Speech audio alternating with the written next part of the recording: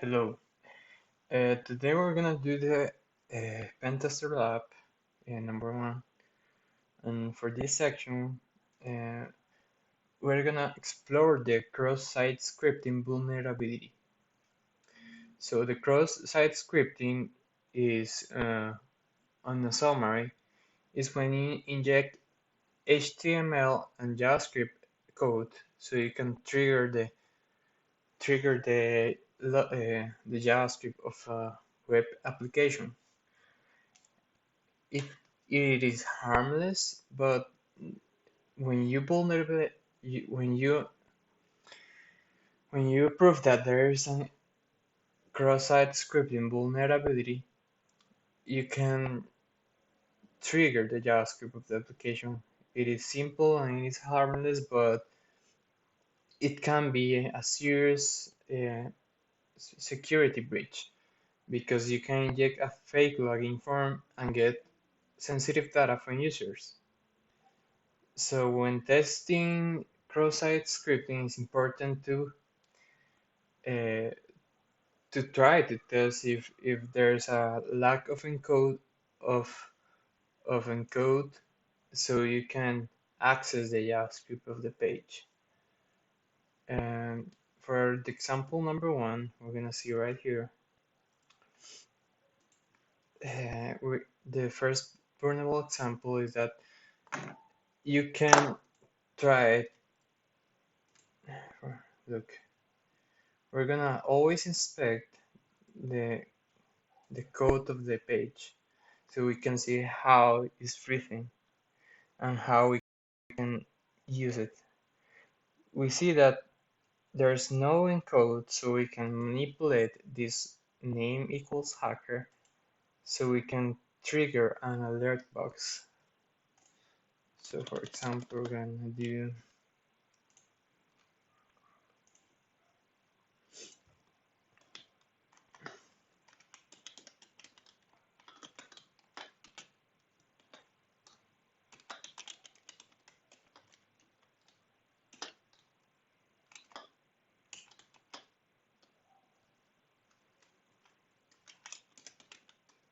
things like this. Yes.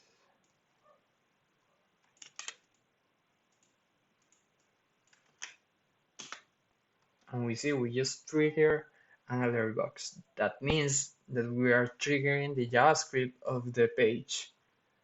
We can first, this can be harmless. You're just putting an alert box, but you can, if this vulnerability exists, it means that you can do a lot more stuff that could be harmful, like retrieving sensitive data from a user, not getting data from the system by itself, but triggering its users uh, to give you sensitive data. So that's what is important about the cross-site scripting. Okay, for the example number two, here we say that there's a filter involved. So the one who made this page, it made some filter, so we cannot just make what we made on the example before. You see, look, there you can see that in the hello name, we can see that there's only this alert, which means there's a filter between this script. If we go to the source code, we can see that maybe is a filter on the lowercase letters. So if we do this,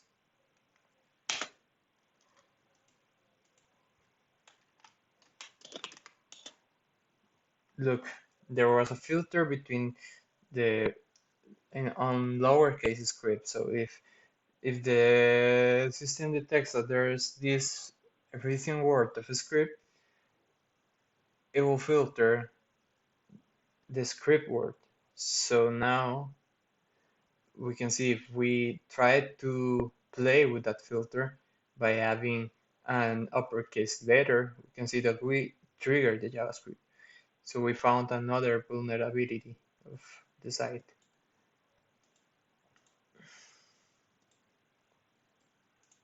Example number 3. So in the context, we are notifying the developer of the bypass, and he added a lot of more filtering, which prevents doing what we did before. So we're gonna try to keep playing around so we can see how we can adjust this vulnerability. How can we adjust triggering this site? You can see again, we need to always see the source code so we can see what we are heading to.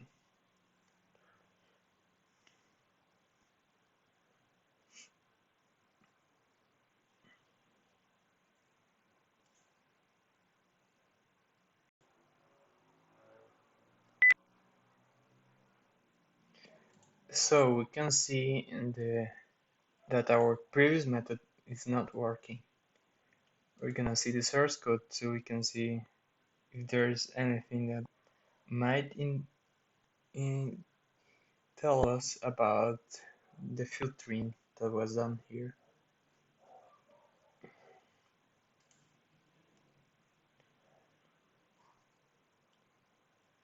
We can see is now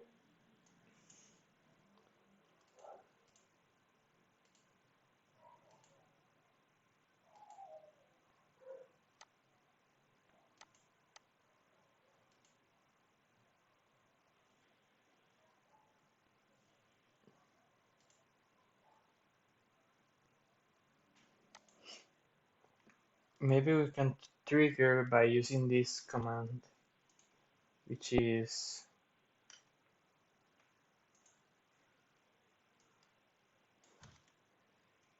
SPG, always manipulating the JavaScript as before, but not using the same line of code that we did before.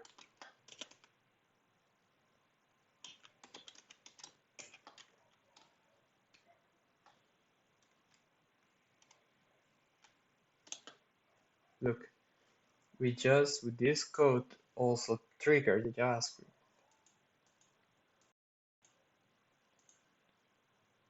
Now we're going for example number 4. So in this example, the developer complete blocked the word script. So now we cannot use the word script.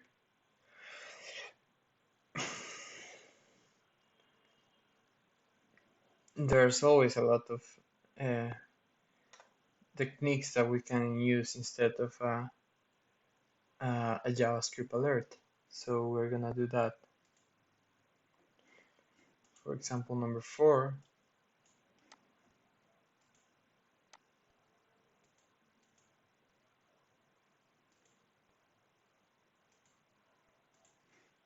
we're gonna do the same. There's always an error because it's triggered about the script page.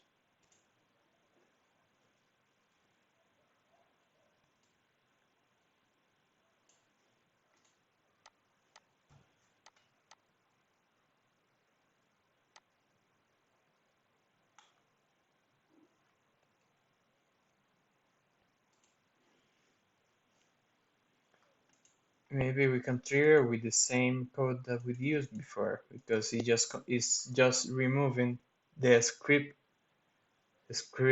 tag. So if we use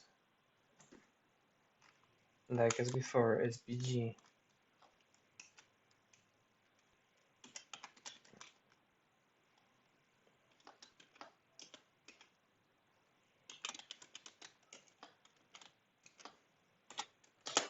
with trigger again the JavaScript.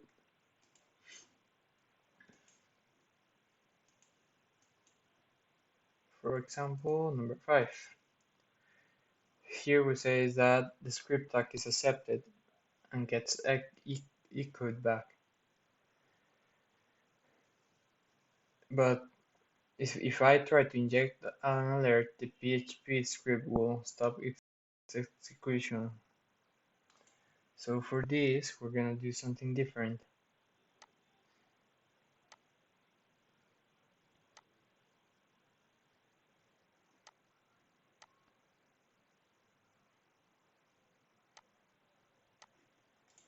Okay, we're gonna see how is the source code. We write here.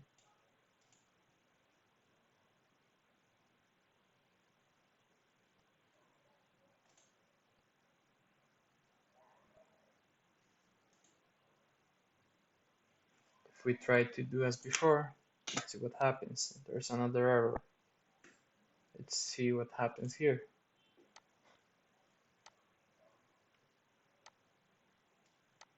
Look.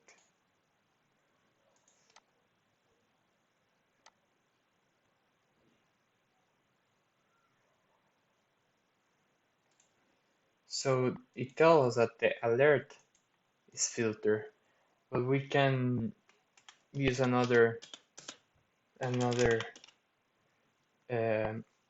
another element of JavaScript, which is the prompt.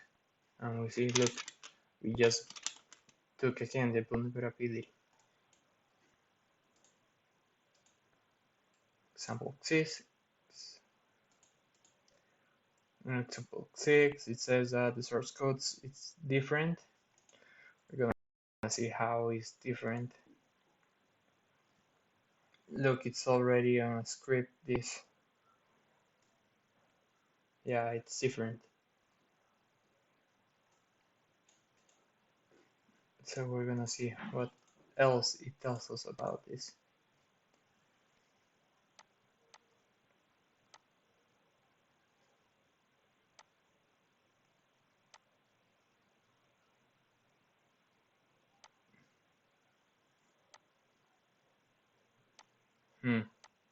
Look, if we already see that there's this script, this variable a hacker, so we're gonna try to do see how the source code works. Okay, so we're gonna try to do the alert by manipulating this.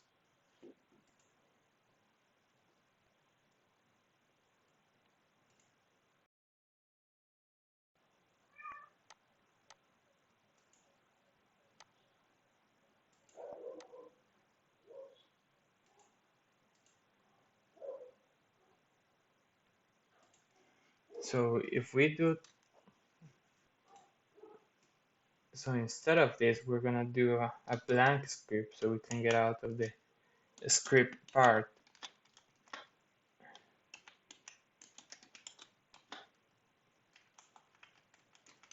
And we're gonna do out here alert.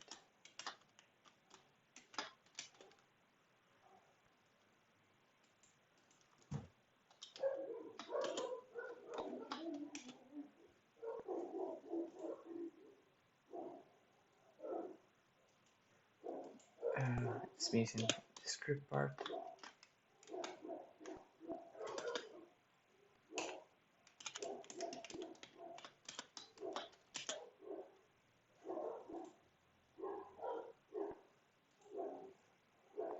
What are we doing wrong? Ah, I know. Look.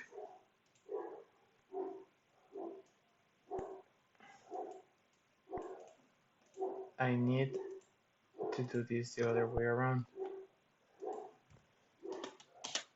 Now we trigger the JavaScript. For example 7. This is the same as before. The HTML will be encoded and is a PHP web application. We're gonna see what's different.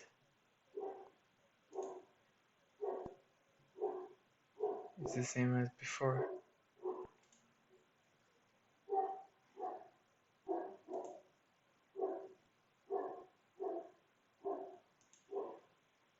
But it's using this. So we can try to trigger the same as before, but with using this.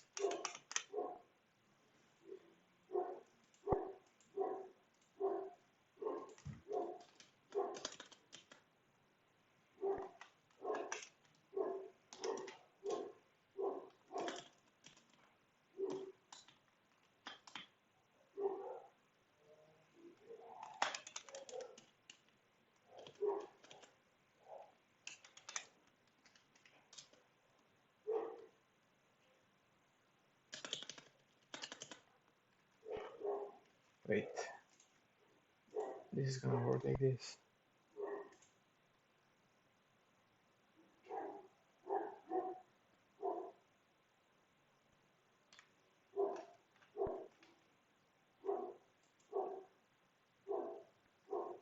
So we need, as before, we need to try to play with this. So we are not using just script, we're using PHP code. We're gonna do the same hacker.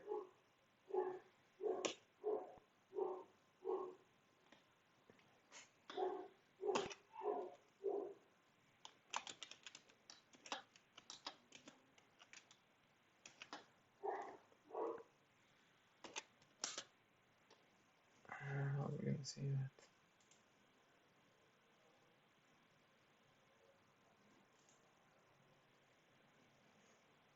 It's not clearing.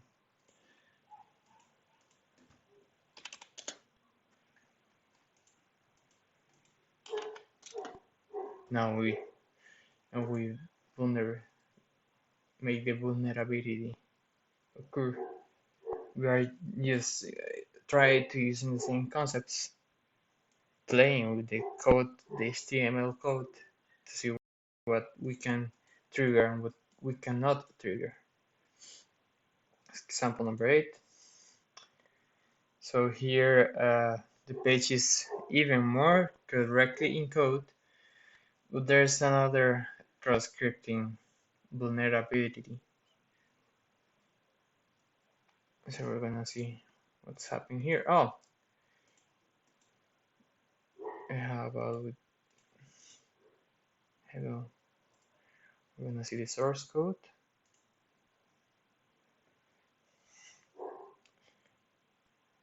Here is in the form.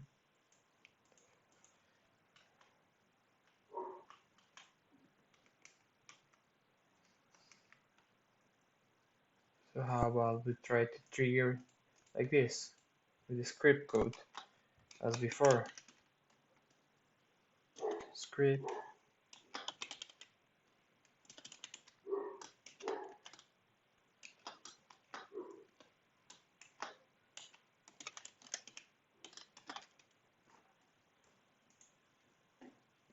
It's not working. We have to keep playing around how we can make it work. Let's see, source code. We have to play around this as before. Maybe we can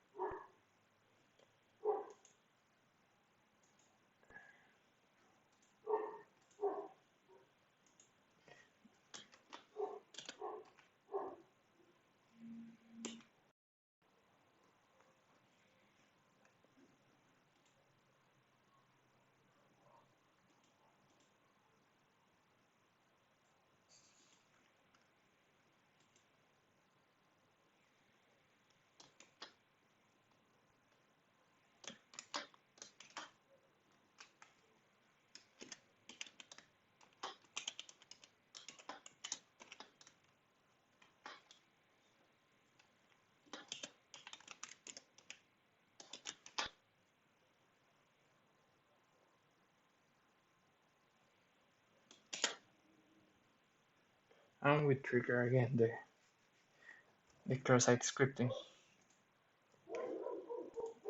Now we go for example number 9. It's the same as before. We are just playing around with the code that we're gonna see. Let's see what there's here.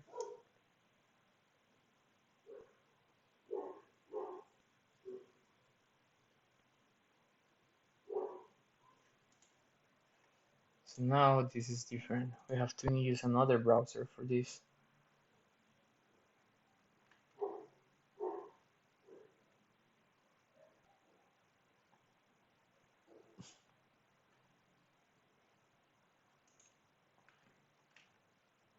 Okay.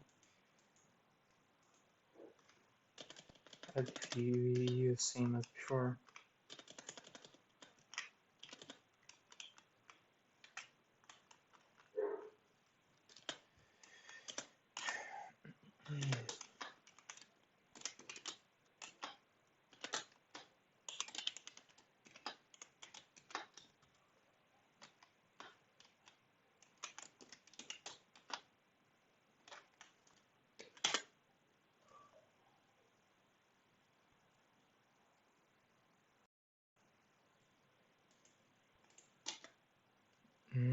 Look, there's a good amount of encoding for this.